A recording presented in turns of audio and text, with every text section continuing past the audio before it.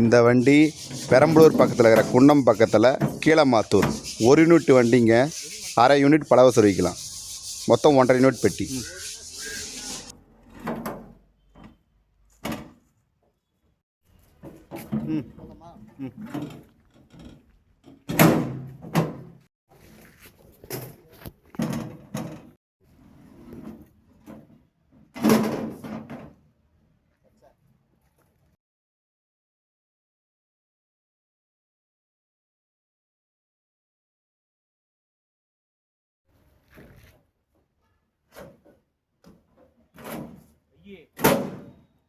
இது வித்தியாசம் வருது.